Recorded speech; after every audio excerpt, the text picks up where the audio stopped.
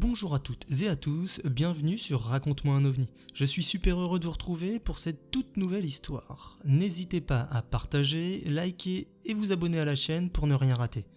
Allez, je vous emmène cette fois dans un pays où l'information a toujours du mal à sortir.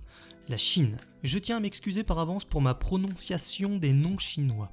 Ce qui va suivre est tiré de l'ouvrage « La Chine et les extraterrestres » de Shibo. Ce livre est sorti en 1983 en France. Les histoires suivantes s'étirent des années 1270 aux années 1980. Commençons par l'observation d'un ovni en 1277. Ce témoignage a plus de 700 ans. Ce document ancien et rare constitue un témoignage exceptionnel d'une observation d'ovni dans le passé. Liu Ying, célèbre poète de la dynastie des Yuan, a décrit sous la forme d'un poème intitulé « Fait vu à l'aube » son observation d'un ovni. Le phénomène se passa à l'aube du 3 juin 1277. Je me lève à l'aube et, à travers la fenêtre, je vois une très brillante étoile qui traverse la Voie lactée. Maintenant, je vois 3 objets lumineux apparaître dans le ciel du sud, dont 2 s'envolent et disparaissent soudain de ma vue. Celui qui reste possède 5 lumières inégales sous lui, et sur sa partie supérieure, je remarque une chose en forme de dôme. L'objet inconnu commence à zigzaguer, pareil à une feuille morte. En même temps, quelque chose en feu tombe du ciel. Peu après, le soleil se lève, mais son éclat est terni par l'objet lumineux qui se déplace rapidement dans la direction du nord. Dans le ciel de l'ouest, un nuage vert est soudain agité par un autre objet inconnu de forme ovale, plat, qui descend rapidement. Cet objet a plus de 3 mètres de long. Il est entouré de flammes ardentes, il remonte peu après sa descente. Devant ce spectacle splendide et étonnant, je me précipite dans le village pour alerter les habitants. Lorsque mes amis sortent de leur maison, l'engin volant a disparu. Après l'événement, je réfléchis beaucoup mais je n'arrive pas à trouver une explication raisonnable. J'ai l'impression de sortir d'un long rêve. Je me hâte d'écrire tout ce que j'ai vu tout à l'heure pour que ceux qui pourraient comprendre ces événements me donnent une explication. Fait numéro 2. Rencontre rapprochée en 1523. Ce récit au pavillon des fleurs nous fournit une description très intéressante d'une rencontre rapprochée qui eut lieu en 1523. En l'an 2, sous le règne de l'empereur Jiangjing, un enseignant appelé Lu Yu habitait le village de Yuju. Un jour qu'il pleuvait sans arrêt, cet enseignant remarqua 2 navires qui voguaient sous les nuages moutonneux au-dessus des ruines devant sa maison. Sur ces 2 navires, mesurant plus de 10 bras, s'affairaient des hommes longs de 2 bras, portant chacun un chapeau rouge et des vêtements multicolores. Ils tenaient tous une perche à la main. Chez l'enseignant se trouvait ce jour-là une dizaine de lettrés qui, alertés par Lu, sortirent de la maison et vinrent à côté de lui pour observer le phénomène. Alors, les hommes en vêtements multicolores passèrent leurs mains sur la bouche des lettrés. Leur bouche devint tout de suite noire et aucun des lettrés ne pouvait plus parler. À ce moment, ils virent un homme, escorté comme un mandarin, habillé comme un lettré retiré, surgir de l'un des navires accompagné d'un bonze. Longtemps après, les navires s'envolèrent comme poussés par les nuages. Les navires partis, les lettrés sentirent leur bouche redevenir normale. Mais 5 jours après, Lu Yu décéda mystérieusement. Allez, retour au XXe siècle avec quelques cas en rapport avec l'armée chinoise. Avril 1968. Voici le témoignage de Zhu Ying, qui a passé 4 ans dans un régiment militaire de construction.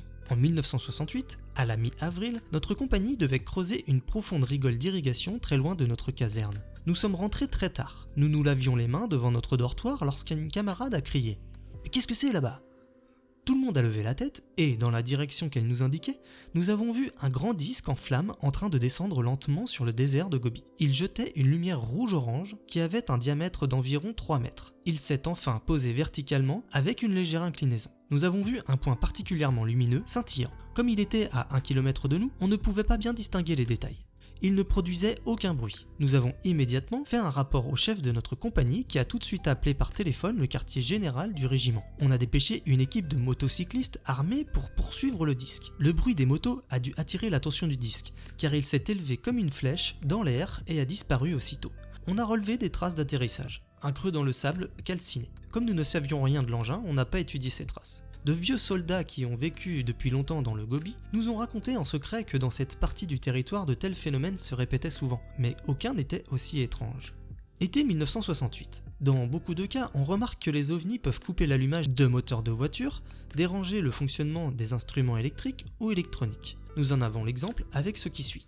Durant l'été 1968, 4 canonnières de la garnison navale de la ville de Luda, province de Liaoning, dans le nord de la Chine, patrouillaient en mer, non loin de la côte. Tout à coup, les soldats découvrirent un objet qui, de couleur or, de forme ovale, rasait la surface de l'eau à une vitesse incroyable. Peu de temps après, cet objet disparut à droite de la flottille. Presque au même moment, tous les radars et toutes les installations de télécommunications sans fil des 4 canonnières tombèrent en panne. Les navires continuèrent à patrouiller pendant une demi-heure et constatèrent que 2 grands bâtiments de guerre fonçaient sur eux. Le commandant de cette flottille donna immédiatement l'ordre à ses hommes de se tenir prêts au combat. La situation était très tendue. À cet instant critique, les instruments de communication recommencèrent à fonctionner normalement. Ayant pu de ce fait prendre contact avec les 2 bâtiments, le commandant de la flottille reconnut alors qu'il dépendait de la même flotte que la sienne. Un peu plus tôt, des gardes-côtes avaient vu cet objet volant non identifié atterrir sur la côte. Des soldats l'avaient mitraillé, mais il avait alors disparu mystérieusement.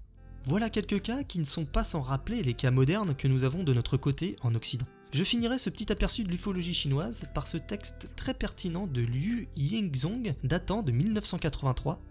Nous vivons une époque où les sciences et les techniques connaissent un essor sans précédent. Au cours des 70 dernières années, on est passé du premier avion rudimentaire au vaisseau spatial capable de se poser sur la Lune et sur Mars. Dans les 70 ans qui viendront, quel niveau de développement pourra atteindre notre actuel vaisseau qui s'est posé sur Mars? Pour l'heure, nous sommes devant le défi des ovnis. Ceux-ci, probablement, viennent d'ailleurs. Ils méritent notre plus grande attention, car ils nous fournissent l'occasion d'étudier un phénomène tout nouveau, susceptible de transformer radicalement le destin des terriens. L'étude des ovnis pourra nous faire découvrir de nouvelles lois physiques et de nouveaux moyens d'utilisation de l'énergie. On connaîtra mieux ainsi les relations entre l'homme et l'univers. N'oublions surtout pas que nous devons absolument nous refuser de prendre les ovnis pour des canulars, ce que font beaucoup sous le prétexte que nos sciences et notre technique ne savent pas les expliquer. Je suis persuadé qu'avec le temps, les terriens connaîtront un jour la vraie nature des ovnis. Alors, l'humanité intelligente pourra trouver la réponse aux problèmes sur lesquels la religion n'a su faire jusqu'ici que des suppositions gratuites. Ce petit tour du côté chinois de l'ufologie était très plaisant à écrire et à préparer. Je vous conseille vraiment la lecture du livre La Chine et les extraterrestres, qui, malgré un titre un peu fantaisiste, regorge de témoignages vraiment pertinents sur le phénomène ovni en Chine.